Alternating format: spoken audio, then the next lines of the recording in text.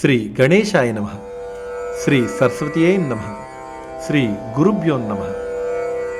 శ్రీ దత్తపురాణం ద్వితీయ భాగం 15వ అంశం కువలయాసుడి కథ.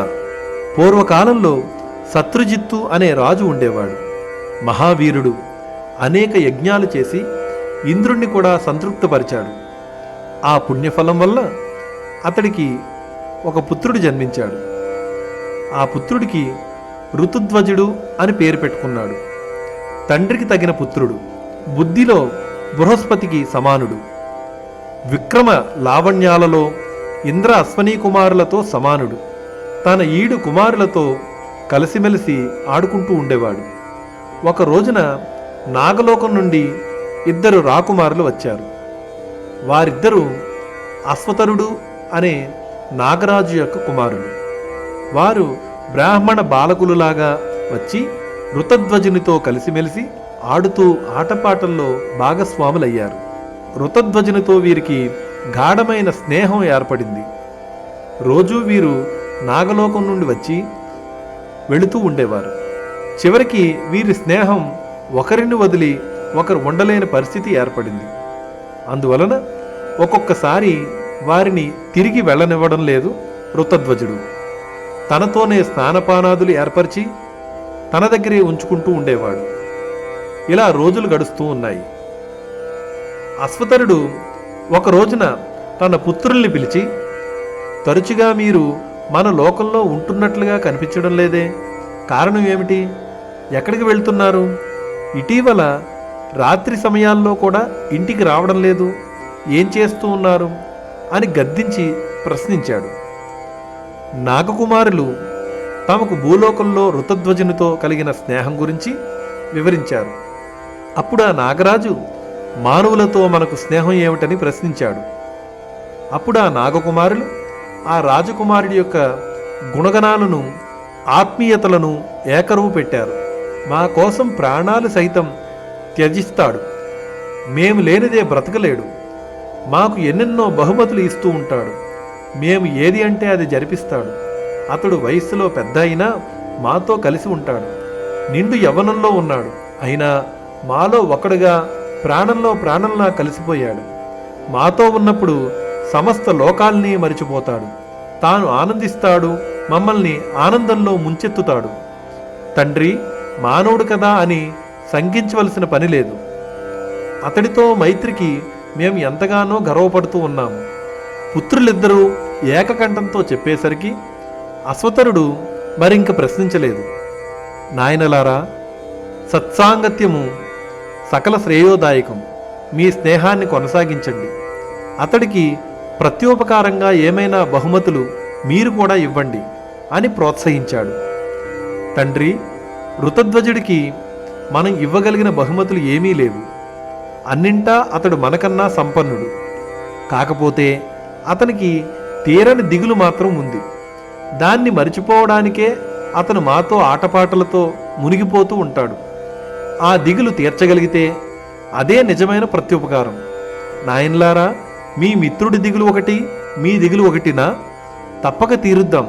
శక్తివంచన లేకుండా ప్రయత్నిద్దాం. అసలు ఆ దిగులేమిటో చెప్పండి. జనక, మా మిత్రుడు వివాహితుడు. మదాలస అతని భార్య ఒక గంధర్వ రాజకుమారి. సౌందర్యరాశి. ఒక రాక్షసుడి వంచనకు గురి అయ్యి హఠాత్తుగా మరణించింది. అప్పటి నుండి ఈ ఋతుధ్వజుడు ఆమెనే తలుచుకుంటూ పునర్వివాహమునకు పూన్కొనక కఠిన బ్రహ్మచర్యంతో గడుపుతూ ఉన్నాడు. మా తోడే లోకంగా మెలుగుతూ ఉన్నాడు. దిగులు మర్చిపోతూ ఉన్నాడు. తండ్రి, ఆ దిగులు తీర్చగలమా? అప్పుడు, పుత్రులారా, తప్పక తీర్చగలం. ముందు ఆ రాక్షసుడు ఎవరు, ఎలా వంచాడు, ఆ వివరాలు చెప్పండి అని అడిగాడు. తండ్రి, మాకు తెలిసింది చెబుతాం, ఆలకించండి. గాలవుడు అనే మహర్షి పేరు మీరు వినే ఉంటారు. అతడు మహాతపస్వి. ఎక్కడో ఆశ్రమంలో శిష్య బృందంతో ఇతర మునిగణాలతో కలిసి తపస్సు చేసుకుంటూ ఉండేవాడు. ఒక రోజున ఒక దివ్యాశ్వం అధిరోహించి శత్రుజిత్తు మహారాజు దగ్గరికి ఆకాశ మార్గంలో వచ్చాడు. శత్రుజిత్ మహారాజు ఆశ్చర్యంతో అతిథి మర్యాదలు చేశాడు. గాలవుడు సంతోషించి, మహారాజా, మా ఆశ్రమంలో తపస్సులకు రాక్షస పీడ ఎక్కువగా ఉంది. మా తపశ్శక్తిని ఉపయోగించి ఆ రాక్షసుల్ని శాపాగ్నికి గురి చేద్దామంటే వెనుకటికి విశ్వామిత్రుడి వలె తపస్సును వృధా చేసుకోవడం ఇష్టం లేదు. ఆ రాక్షస పీడను భరిస్తూ మాలో మేమే కుమిలిపోతూ ఉన్నాము. ఒకనాటి మధ్యాహ్నం ఈ దివ్యమైన అశ్వం నా ముందు నిలిచింది. సూర్యుడి రథాశ్వంలాగా మెరిసిపోతూ ఉన్న దీన్ని చూసి ఆశ్చర్యంగా నిలబడ్డాను. అంతలోనే అశరీరవాణి వినిపించింది. గాలవా, ఇది దివ్యాశ్వం. దీని పేరు కువలయ. సూర్యుడు నీకు కానుకగా పంపాడు. దీని గమనానికి అడ్డులేదు. ఇది ఆకాశంలో ఎగురుతుంది, నేల మీద పరిగెడుతుంది, పర్వతాల మీద దూకుతుంది, సముద్రాల్లో ఈదుతుంది, నీటిపై నడవగలదు. ఇది పాతాళ లోకాన్ని సైతం చుట్టి వస్తుంది. ఈ ఉత్తమ జాతి గుర్రాన్ని శత్రుజిత్తు మహారాజు కుమారుడైన ఋతధ్వజునికి ఇచ్చి రాక్షస సంహారం చేయించుకో అని చెప్పింది. కాబట్టి శత్రుజిత్ మహారాజా, నీ దగ్గరికి వచ్చాను. నీ పుత్రుణ్ణి నాతో పంపించు. మునిజన సంరక్షణ కోసం ఆ రాక్షసుణ్ణి చంపి వస్తాడు. ఈ దివ్యాశ్వాన్ని అద్రోహించడం వల్ల నీ కుమారుడికి కువలయాశ్వుడు అనే పేరు కూడా వస్తుంది. గాలవముని అభ్యర్థనను శత్రుజిత్ మహారాజు ఆజ్ఞగా అంగీకరించి దశరథ మహారాజు విశ్వామిత్ర మహర్షి వెంట రాముణ్ణి పంపించినట్లు నేను కూడా మీ వెంట మా చిరంజీవిని పంపిస్తూ ఉన్నాను అని అన్నాడు. వెంటనే ఋతుధ్వజుడు తండ్రి పాదాలకు నమస్కరించి దివ్యాశ్వమును ఎక్కి దాని సకిలింపును అనుమతిగా గ్రహించి అధిరోహించి గాలవుడితో సహా ఆశ్రమానికి చేరుకున్నాడు. అక్కడ ఉన్న ముని బృందానికి నమస్కరించి ఆశీస్సులు పొందాడు. ఆ నిమిషం నుండి జాగరూకుడై ఆశ్రమ సంరక్షణ బాధ్యతలను స్వీకరించాడు. ఒకనాటి సాయంకాలం గాలవాదులు సంధ్యోపాసన చేస్తూ ఉండగా రాక్షసుడు పంది రూపంలో వచ్చి ఆశ్రమాన్ని అల్లకల్లోలం చేస్తూ ఉన్నాడు. ఋతధ్వజుడు కువలయాశ్వాన్ని అధిరోహించి ఆ మాయాపందిని వెంబడించాడు. బాణం దెబ్బలు తప్పించుకుంటూ శరవేగంగా పరుగు తీస్తూ ఉంది ఆ పంది. కువలయాశ్వుడు వెంటబడి తరుముతూనే ఉన్నాడు. ఎట్టకేలకు ఒక బాణం దాని డొక్కలో గుచ్చుకుపోయింది.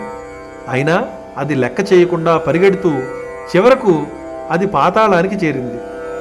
రాకుమారుడు దాని వెంట పాతాళలోకానికి చేరుకున్నాడు. అది ఒక దివ్య భవనంలోనికి ప్రవేశించి అదృశ్యమైంది. కువలయాశ్వుడు ఆ భవనమంతా వెతికాడు. కానీ ఆ మాయాపంది జాడ కనిపించలేదు. ఒక ద్వారం వద్ద ఒక కాంతామణి కనిపించింది. కువలయాశ్వుడికి సందేహం వచ్చింది. ఆ రాక్షసుడే ఆ రూపం ధరించాడేమోనని, ఆమె రాక్షసుడేనని సంహరిస్తే ఒకవేళ కాని పక్షంలో స్త్రీ హత్యాపాతకం చుట్టుకుంటుందేమో అని అడిగి చూద్దామని గంభీర స్వరంతో ఇలా అన్నాడు. నారీ, ఎవరు నీవు? ఈ దివ్యమందిరం ఎవరిది? నువ్వు ఇక్కడ ఎందుకున్నావు? ఆ అమ్మాయి నోట ఏ ఉలుకు లేదు, పలుకు లేదు. ఒకసారి కువలయాశ్వాన్ని ఎగాదిగా చూసి కనురెప్పలు టపటపా ఆర్పి భవనం పై భాగానికి మెట్లు మీదగా తుర్రుమని జారుకుంది. కువలుడు కూడా సౌదాగ్రం చేరుకున్నాడు. గుర్రం దిగాడు. ఆ సుందరి వెంట తాను కూడా సౌదాగ్ర మందిరంలోనికి ప్రవేశించాడు పరుగు పరుగున. అది ఒక పాలరాతి మందిరం. విశాలంగా ఉంది. స్తంభాల మీద అపూర్వ శిల్ప సంపద ఉట్టిపడుతుంది. ఆ మందిరంలో ఎక్కడ వాలిన చూపు అక్కడే నిలిచిపోతూ ఉంది. మందిర మధ్య భాగంలో బంగారు వేదిక, దాని మీద హంసతూలికా తల్పము, దాని చుట్లు ఉల్లిపొరల్లాంటి తెల్లని దివ్యాంబరం గొడుగులాగా వేలాడుతూ ఉంది. ఆ తెరలోపల వేదికపై ఒక సుందరి తెలిమబ్బుల్లో చందమామలాగా దోబూచులాడుతూ ఉంది. పరికించి చూశాడు. కళ్ళు చెదిరిపోయే సౌందర్యం ఆమెది. మన్మధుణ్ణి విడిచి వచ్చిన రతీదేవిలా ఉంది. పాతాళలోకానికి దేవత కాబోలు అని అనుకున్నాడు. ఆమె కువలయాశ్వుణ్ణి చూడగానే తల్పం దిగి తల వంచుకుని వయ్యారంగా నిలబడింది. కుడికాలిపై బరువు ఆంచి ఎడమకాలి బొటన్ రేలుతో నేలను రాస్తోంది. ఎడమ చేతిలోని కమలాన్ని కుడి చేతితో సుతారంగా పొదివి పట్టుకుని పావురం వీపు నిమిరినట్లుగా కమలం రేకులు ముడుచుకునేలాగా కలుపుతోంది. కడగంటి చూపులు అతని వైపు విసురుతోంది. అతడు చూస్తుంటే కన్నులు దించుకుంటుంది. చూపులు కలిస్తే కలవరంలో కన్నులు దించుకుంటుంది. ఆమెకు తెలియకుండానే పెదవులపై చిరునవ్వులు విరుస్తున్నాయి. బుగ్గల్లో గులాబీల రేకులు విప్పుకుంటున్నాయి. ఋతుధ్వజునిలో అభిలాష మొదలైంది. 2 అడుగులు ముందుకేశాడు. ఆ సుందరాంగి చేరువలో నిలబడ్డాడు. పలకరించాలని తహతహలాడాడు. అతిథి మర్యాదలు చెయ్యదా, కనీసం పలుకదా, రండి కూర్చోండి అని అనదా అని ఎదురుచూపులు మొదలయ్యాయి. అతడు చేరువకు వస్తున్న కొద్దీ ఆ లావణ్యవతిలో కలవరం బయలుదేరింది. కువలయాస్వుడి ముఖంలోకి ఒక్కసారిగా చూసి వెంటనే చూపులు దించుకుంటుంది. ఆమె కన్నుల నుండి 2 అశ్రుబిందువులు హఠాత్తుగా రాలి ఆమె గుండెల మీదకు జారాయి. కువలయాస్వుడు ఆశ్చర్యంతో నివ్వెరపోయాడు. ఇంతటి సౌందర్య రాశికి దుఃఖమా? ఇన్ని సంపదలు ఉండి కన్నీరా? కారణం ఏమిటో తెలుసుకోవలసిందే అనుకుని మృదువుగా ఇలా పలకరించాడు. సుందరి, నీవు ఎందుకు దుఃఖిస్తున్నావు? నా రాక నీకు ఇష్టం లేదా? ఇంత అందం ఉండి సంపద ఉండి నీకు కన్నీరేమిటి? ఇంతకీ అసలు నీవెవరు? నీ పేరేమిటి? నీ తల్లిదండ్రులెవరు? ఈ పాతాళ నివాసం ఏమిటి? ఋతధ్వజుడు ప్రశ్నిస్తూ ఉన్నాడే తప్ప ఆమె మాత్రం సమాధానం చెప్పడం లేదు. ఇంతలో ఇంతకు ముందు సింహద్వారం దగ్గర కనిపించిన సుందరాంగి వచ్చింది. ఆ యువతులిద్దరూ గుసగుసలాడుతూ ఉన్నారు. ఇంతకు ముందు కనిపించిన సుందరి కువలయాస్వుడి దగ్గరగా వచ్చి ఇలా అంది. మహావీరా, మీకు స్వాగతం. అతిథి మర్యాదలు జరపని మా అజ్ఞానాన్ని క్షమించు. ఇంతకీ మీరెవరు? కిన్నెర, కింపురుష, గంధర్వులలో ఏ జాతి వాడవు?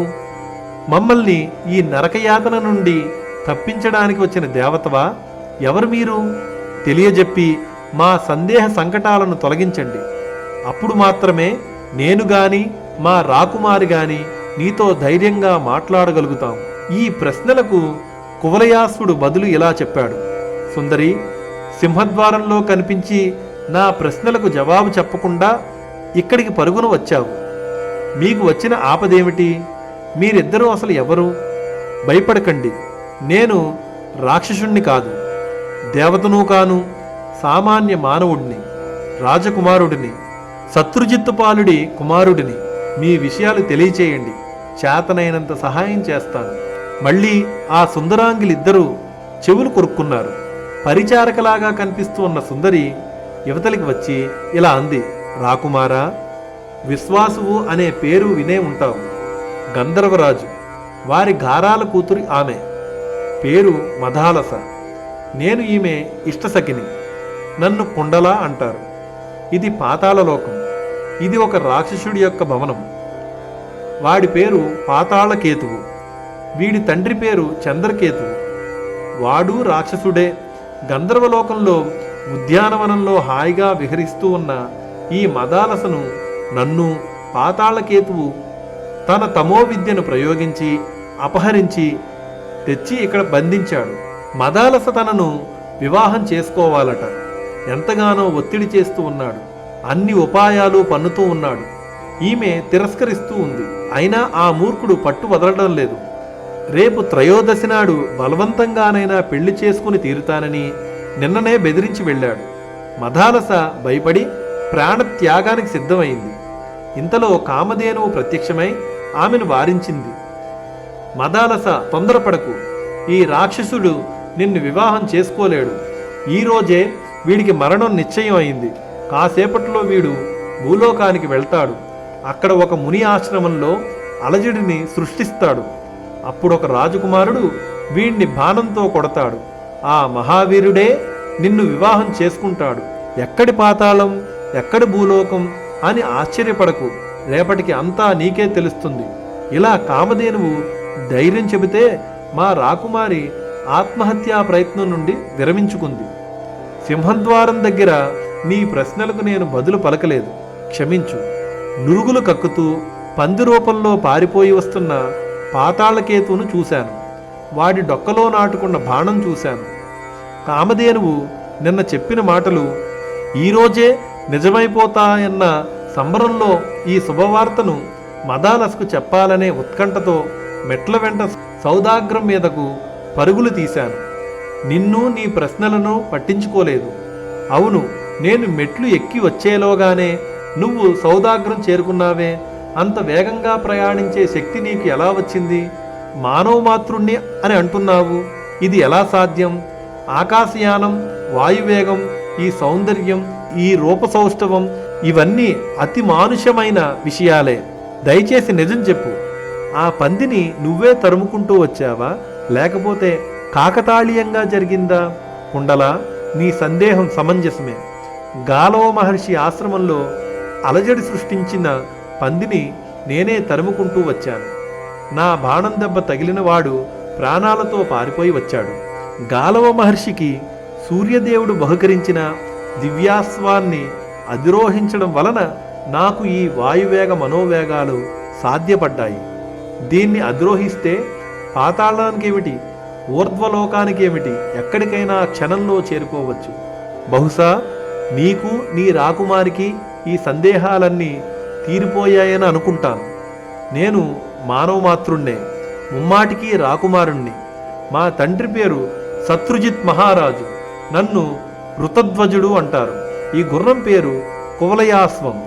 అందుచేత నన్ను కూడా కువలయాస్వుడు అన్నారు ఆశ్రమవాసులు కొందరు. ఉన్నట్టుండి మదాలస బుగ్గలు ఎరిపెక్కాయి, కన్నులు చెమరించాయి.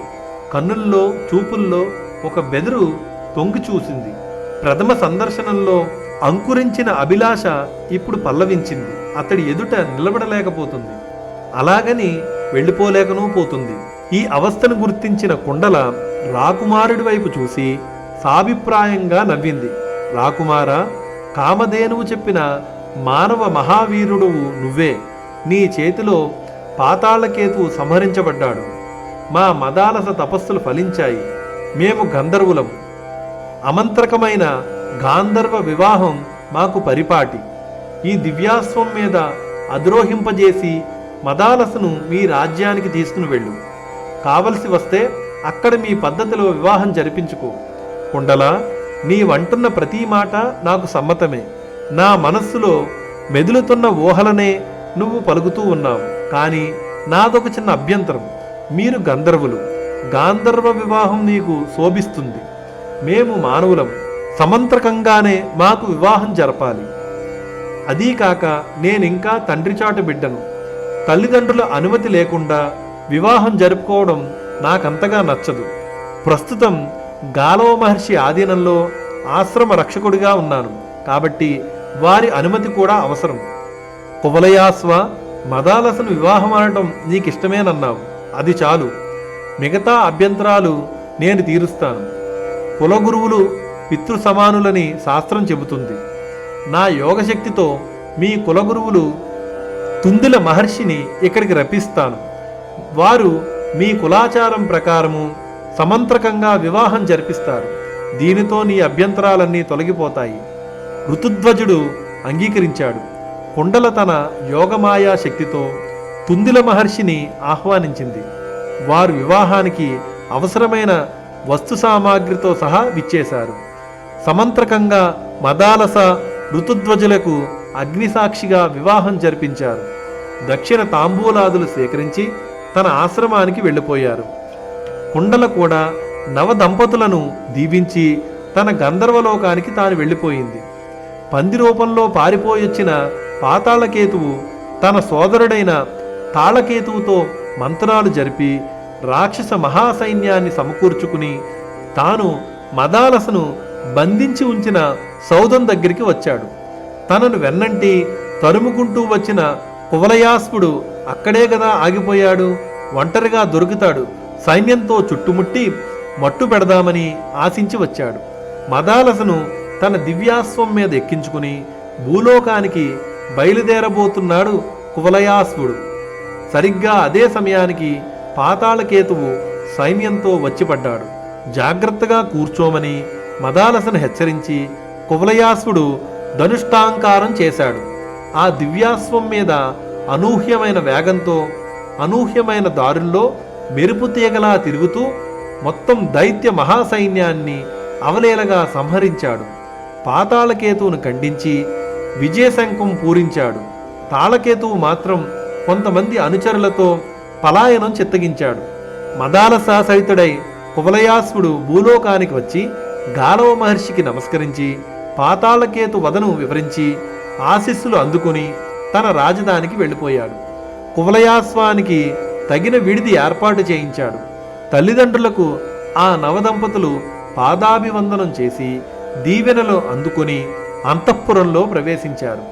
రాజభోగాలు అనుభవిస్తూ శృంగార క్రీడా విలాస వినోదాలతో మురిసిపోతూ ఉన్నారు. శ్రీ దత్తాయ గురవే నమః. శ్రీ దత్తపురాణం 15వ అంశం సంపూర్ణం.